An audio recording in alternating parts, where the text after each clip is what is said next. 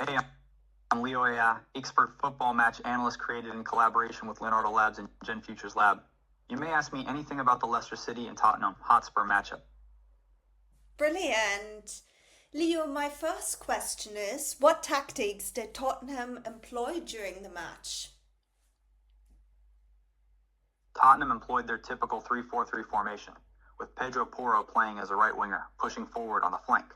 They focused on maintaining possession, averaging 75% of ball control throughout the match.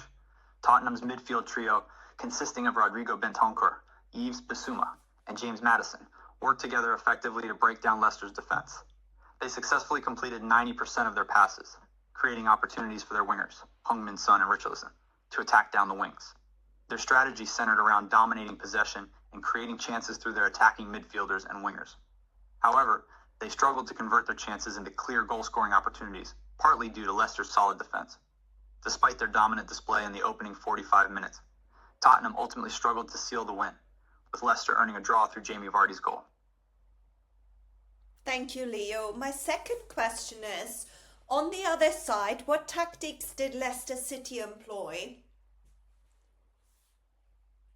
Leicester City, led by manager Steve Cooper, adopted a flexible 4-2-3-1 formation during the match. The team's setup allowed for a balance between solidity in defense and creative freedom in attack. Their defense, marshaled by Wout Faes and Ricardo Pereira, played with a high line, attempting to press Tottenham high up the pitch. Leicester's midfield duo of Wilfred Ndidi and Boubakary Soumaré provided defensive cover and protection for their backline. Jamie Vardy, operating as a lone striker, used his pace and movement to exploit Tottenham's high defensive line. He was supported by Patson Daka and Steffi Mivididi, who provided pace and creativity in attack. As the game progressed and Tottenham began to tire, Leicester took advantage of the space they created. They switched to a more direct approach, with Vardy leading the line and causing problems for Tottenham's defense. Despite struggling initially, Leicester's adaptability and counter-attacking play allowed them to secure a draw against a more experienced and dominant Tottenham side. Brilliant, that's really helpful. My third question, Leo, is, which I tried to players... break down the tactics Which... easy to understand. It's Sure. interesting to see how Leicester adapted their approach as the game progressed, don't you think? It looks like you're about to ask a question, but I think you might be interrupted. Yeah, my next question, that's helpful. My next question is, which players do you think had a good game? Ready to help? Please go ahead and ask your question. I'll do my best to provide a detailed and helpful response. Based on the match, Jamie Vardy's goal-scoring performance was a highlight for Leicester City. He showed his experience and finishing ability to equalize for his team.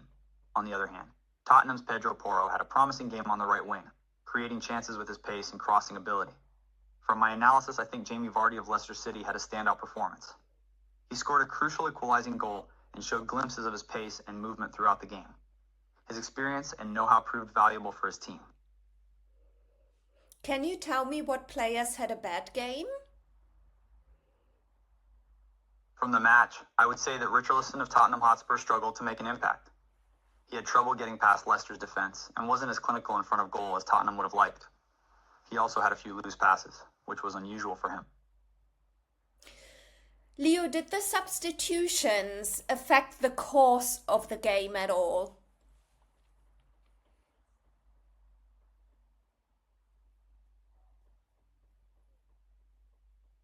Leo?